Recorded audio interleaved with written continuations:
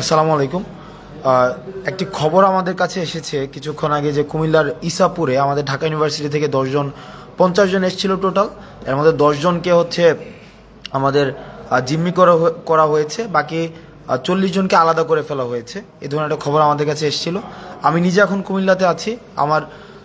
কুমিল্লাতে এসেছি আমাদের ত্রাণ সহায়তা নিয়ে, এবং এই ত্রাণটি আমরা কিছুক্ষণের মধ্যেই কুমিল্লা যেই আমাদের পুলিশ লাইন আমরা পৌঁছে দিব, এবং সেখানে আরও অন্যান্য যে ত্রাণগুলো রয়েছে সমন্বিতভাবে আমরা সেখানে পৌঁছে দেব। অর্থাৎ যে এলাকাগুলো রয়েছে বিশেষ করে বুড়িচং এবং যে এলাকাগুলো ভাঙনপ্রবণ যে এলাকা, সেখানে আমরা পৌঁছে দেব। এখন বিষয়টি হচ্ছে যে কুমিল্লার যে বিষয়টি দাঁড়িয়েছে, আমরা এখানে স্থানীয় যিনি এসপি রয়েছেন ওনার সাথে আমার ব্যক্তিগতভাবে কথা হয়েছে এবং ওসিকে সেখানে পাঠানো হয়েছে। সর্বশেষ খবর পাওয়া পর্যন্ত ওনারা যেটি জানিয়েছেন, এই খবরটি যার মাধ্যমে পেয়েছেন, যে নাম্বারটি দেওয়া আছে তাকে রিচ করা যায়নি। যার নাম্বার সাব্বির নামের একজনের নাম্বার দেওয়া হয়েছে, যে সাব্বিরের সাথে যোগাযোগ করতে বলা হয়েছে, কিন্তু সাব্বির নামের যেই ভদ্রলোক ওনাকেও এখনো পর্যন্ত রিচ করা যায়নি। এবং এই খবরটি আসলে সত্যতা কতটুকু সেটি নিয়েও এখনো পর্যন্ত আমরা সন্দিহান। কারণ এসপি মহোদয় এবং ওসি নিজে গিয়েছেন, এখনো পর্যন্ত এই ধরনের কোনো খবর পাওয়া যায়নি। মানে এখনো পর্যন্ত এই ধরনের কোনো পাওয়া যায়নি। তো অনেকে ভাবছে হয়তো যে তাদেরকে ডাকাত সন্দেহে এলাকাবাসী হয়তো আটক করেছে। ওই যে 50 জন ওখানে রয়েছে, এইটি সত্যতা এখনো পর্যন্ত নিশ্চিত করা যায়নি। তো আমরা চেষ্টা করছি। আমরা এখনো পর্যন্ত আছি কুমিল্লাতে আজকে সারাদিন থাকবো, এবং আমরা এখানে যে প্রত্যন্ত এলাকায় প্রান্তিক পর্যায়ে যে ত্রাণ আজকে যেগুলো আমরা সংগ্রহ করেছি সেগুলো আমরা পৌঁছে দেওয়ার চেষ্টা করব। এবং অ্যাট দ্য সেম টাইম আমরা যে কাজটি করব সেটি হচ্ছে যে যাদের খবর এসেছে যে ইসাপুরে যে তাদেরকে আটক করা হয়েছে, তাদের পুনরুদ্ধারের জন্য, তারা যদি আসলেই মূলত আটক হয়েও থাকে, তাদের পুনরুদ্ধারের জন্য আমাদের যেই প্রচেষ্টা রয়েছে এবং আইনগত যে বিষয়গুলো রয়েছে সেটি যেন নিশ্চিত হয়, সেই কাজটিও আমরা করব। ঢাকা ইউনিভার্সিটির যারা রয়েছেন, আমার সহপাঠী থেকে শুরু করে সিনিয়র জুনিয়র, আপনারা বিভিন্নভাবে কনসার্ন জানাচ্ছেন। আজকে বেশ অনেকক্ষণ ধরে আমাকে বিভিন্নভাবে জানাচ্ছেন। আমি আপনাদেরকে বলবো যে এখনো পর্যন্ত এই ধরনের ঘটনা ঘটেছে বলে আমাদের পুলিশ থেকে আমরা জানতে পারিনি। দ্বিতীয় যে বিষয়টি সেটা হচ্ছে সাকিব, আমাদের ছোট ভাই সাকিব, মনোয়ার এবং যে আমাদের হোসাইন, এই 3 জন আমরা জানি যে ফেসিবাদ বিরোধী আন্দোলনের একদম শুরুর দিকে আমরা যখন আনুষ্ঠানিকভাবে এক দফা দেওয়ার পূর্বেই কিন্তু আমরা দেখেছি যে তাদের একটি মিছিল আমাদের জৌহল থেকে ওরা দিয়েছিল। ঢাকায় তখন লকডাউন, ঢাকায় এক ধরনের ব্ল্যাক আউট ছিল, আমরা ইন্টারনেট শাটডাউন দিয়ে দেওয়া হয়েছিল, আমাদের কারফিউ জারি করা হয়েছিল। সেই পরিস্থিতিতে দাঁড়িয়েও কিন্তু আমরা দেখেছি যে বাকি যেই মানুষগুলো, যে আমাদের হোসাইন, সাকিব এবং মনোয়ার, তাদের যেই এক ধরনের সবসময় ফেসিবাদ বিরোধী আন্দোলনে তাদের সক্রিয়তা ছিল। যখনই লক্ষ্মীপুরের বন্যার খবরটি আসে, আমরা তাদেরকে দেখেছি যে পরের দিনই তারা ঢাকা থেকে ছুটে গিয়েছে রিফাত রশিদ, বাকের, তারপরে আমাদের অন্যান্য আরও সমন্বয়কদের সাথে। দুঃখজনক বিষয় হচ্ছে যে তাদের সাথে গতকাল রাত থেকে এখনো পর্যন্ত কোনো ধরনের যোগাযোগ করা যায়নি। তাদের সাথে আমরা চেষ্টা করছি যে স্থানীয়, আমরা ডিসির সাথে কথা বলার চেষ্টা করেছি, এসপির সাথে কথা বলার চেষ্টা করেছি, কিন্তু ওখানের যে পরিস্থিতি, মানে ওখানের যে সার্বিক পরিস্থিতি এমন পর্যায়ে এসে দাঁড়িয়েছে যে ডিসি বা এসপি কারো কাছে আমরা রিচ করতে পারিনি। অর্থাৎ ইন্টারনেট ব্ল্যাক আউট হয়ে গিয়েছে, মানে কমপ্লিটলি ব্ল্যাক আউট হয়ে গিয়েছে। আমরা চেষ্টা করছি যে সাকিবদের কাছে পৌঁছানো, রিয়াদদের কাছে পৌঁছানো, মনোয়ারদের কাছে পৌঁছানো। আপনারা আপনাদের জায়গা থেকে আপনারা চেষ্টা করুন। আর তৃতীয় একটি বিষয়, আমরা দেখতে পাচ্ছি যে বাংলাদেশের বিভিন্ন জায়গা থেকে ত্রাণ সহায়তার জন্য আমরা 20 জনের টিম নিয়ে, 30 জনের টিম নিয়ে ফেনীমুখী হচ্ছি, নোয়াখালীমুখী হচ্ছি। আপনাদের কাছে অনুরোধ থাকবে, এভাবে টিম নিয়ে আসার কোনো প্রয়োজন নেই। আপনাদের প্রশিক্ষিত টিম ছাড়া, প্রশিক্ষিত টিমের যদি আপনারা সমন্বয় নিশ্চিত করতে না পারেন, আপনার ফেনীমুখী হওয়ার দরকার নেই। সর্বোচ্চ একটা ট্রাকের সাথে 2 জন বা 3 জন, সর্বোচ্চ 2 জন বা 3 জন এনাফ। এর বেশি যারা আসছে 10 জন 15 জন, এই 10 জন 15 জন আসার কোনো প্রয়োজন নেই। আপনারা যে স্থানীয় যে জায়গাটি রয়েছে, আপনারা যে এলাকায় যাবেন, ওই এলাকার আপনারা স্থানীয় মানুষগুলোর সাথে আগে একটু কথা বলেন। তাদের জায়গা থেকে আপনি দেখবেন যে 15 জন 10 জন বা ওখানের এলাকাবাসী আপনাদেরকে সহায়তা করছে। খালি শুধু শুধু ঢাকা থেকে 10 জনের একটা টিম নিয়ে যাচ্ছেন, 20 জনের একটা টিম নিয়ে যাচ্ছেন, গিয়ে সেটা আরও বেশি আপনাদের হচ্ছে বার্ডেন ক্রিয়েট করা হচ্ছে। ওই এলাকার মধ্যে একটা বার্ডেন ক্রিয়েট করা হচ্ছে। আপনাদের নিজস্ব খাওয়া দাওয়ার যে এই বিষয়গুলোর একটা বার্ডেন রয়েছে, তারপর হচ্ছে চলাফেরার একটা বার্ডেন রয়েছে, ট্রান্সপোর্টেশনের একটা বার্ডেন রয়েছে।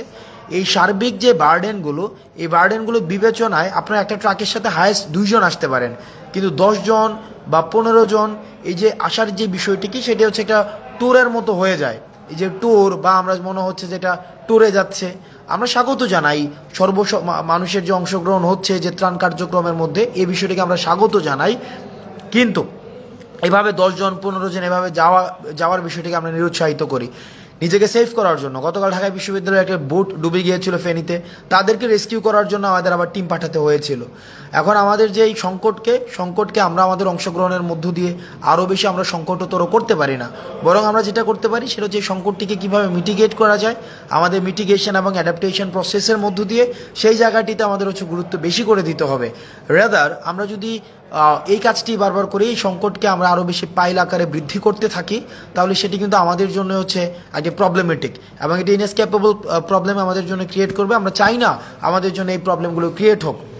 আমরা চেষ্টা করছি, আজকে 3টি বিষয় নিয়ে আমি কথা বললাম। 1 নম্বর বিষয় হচ্ছে যে ইসাপুরে যারা হচ্ছে খবর এসেছে ডাকাত ধরেছে, এই বিষয়টি নিয়ে এখনও সত্যতা জানা যায়নি। 2 নম্বর বিষয় সাকিব, হোসাইন রিয়াদ এবং মনোয়ারের যে বিষয়টি সেটি নিয়ে। আর 3 নম্বর বিষয় আপনারা আপনাদের জায়গা থেকে চেষ্টা করবেন যেন যে সাঁতার না জানলে এবং যদি প্রশিক্ষিত কোনো রেস্কিউ টিমের সাথে যদি সংশ্লিষ্টতা না থাকে, তাহলে সেক্ষেত্রে আপনারা ত্রাণ কার্যক্রমে আসার প্রয়োজন নেই। রেদার আপনারা যেটা করতে পারেন টিএসসিতে, আপনারা দেখেছেন যে আমাদের প্রতিদিন ত্রাণ কার্যক্রম চলছে। আমি আজকে কুমিল্লায় এসেছি, কুমিল্লায় হয়তো আমি সকালের মধ্যে আমি ফজরের মধ্যে ত্রাণ কার্যক্রম আমরা শুরু করে দিতে পারবো পুলিশ লাইন থেকে। আবার 3টার দিকে ঢাকায় ব্যাক করে আবার আমরা ত্রাণ সংগ্রহ করব এবং ত্রাণগুলো বাংলাদেশের বিভিন্ন জায়গায় আমরা পৌঁছে দেওয়ার চেষ্টা করব। ত্রাণগুলো বিভিন্ন জায়গায় পৌঁছে দেওয়ার চেষ্টা করব।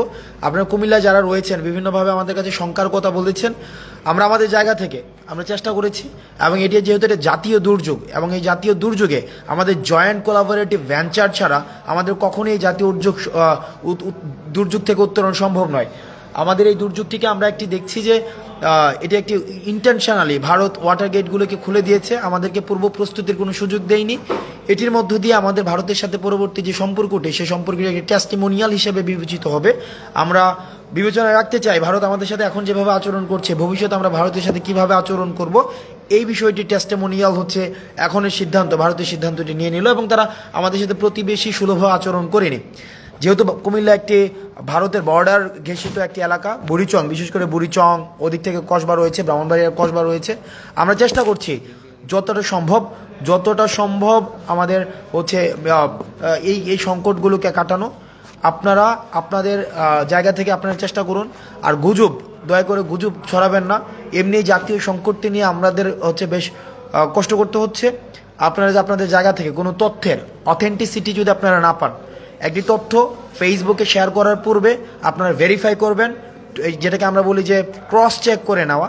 একটি ক্রস চেক করার পূর্বে আপনার একটি তথ্য কখনোই ফেসবুকে শেয়ার করবেন না, কারণ এটি একটি আতঙ্কটা, এটা হচ্ছে এটাকে একটি চেইন, একটি আতঙ্ক। 1 জন থেকে 3 জন, 3 জন থেকে 8 জন, 8 জন থেকে 16 জন, অর্থাৎ চেইন রিয়েক্টিভ একটা অ্যাপ্রোচের মধ্যে দিয়ে এটা ছড়িয়ে যায়। সেজন্য কোনো খবর শেয়ার করার পূর্বে আপনাদের যে কাজটি করতে হবে সেটা আগে আরও 5-6 জনের কাছে নিশ্চিত হয়ে নেবেন, পার্সোনালি নক করে, যে এই তথ্যের সত্যতা কতটুকু। অথেন্টিসিটি ক্রস চেক না করে কোনো তথ্য শেয়ার করবেন না। আমরা চেষ্টা করছি আমাদের জায়গা থেকে এবং সকল শ্রেণী পেশার মানুষ তার জায়গা থেকে চেষ্টা করছে। আমরা চেষ্টা করছি এই সংকটটিকে উত্তরণ করার জন্য। আমরা আমাদের জায়গা থেকে আমরা চেষ্টা করব, আপনারা আপনাদের জায়গা থেকে চেষ্টা করুন। আমাদের আবার কালকে আজকে সারাদিন আমাদের কুমিল্লায় আমাদের ত্রাণ কার্যক্রম চলবে, আমাদের ঢাকায় আমাদের ত্রাণ সংগ্রহ কার্যক্রম চলবে। আমাদের কিন্তু ঢাকায় যে ত্রাণ সংগ্রহ কার্যক্রম সেটা কিন্তু অব্যাহত থাকবে। টিএসসিতে আমরা দেখেছি যে সকল শ্রেণী পেশার মানুষ হচ্ছে ত্রাণ যেটি দিচ্ছেন সেটি হচ্ছে আমরা একটু অভূতপূর্ব আমরা সাড়া পেয়েছি এবং যেই পরিমাণ ত্রাণ আজকে আমরা সংগ্রহ করেছি সেটি হচ্ছে আনকাউন্টেবল অ্যামাউন্ট অফ ত্রাণ আমরা পেয়েছি।